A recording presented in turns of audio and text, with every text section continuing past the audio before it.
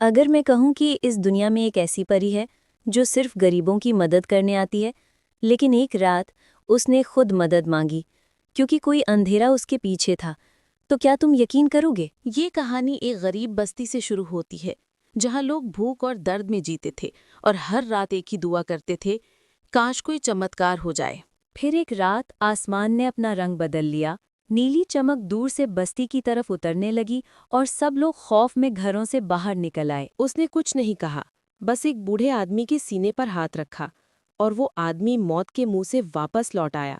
لیکن ہر بار پری کے آنے سے پہلے آسمان میں کالا دھواں گھومنا شروع ہو جاتا، جیسے کوئی اس کی تلاش میں ہو۔ ایک رات وہ ایک بچے عارف کو بچانے آئی، مگر اس کا چہرہ پہلی بار خوفزدہ تھا۔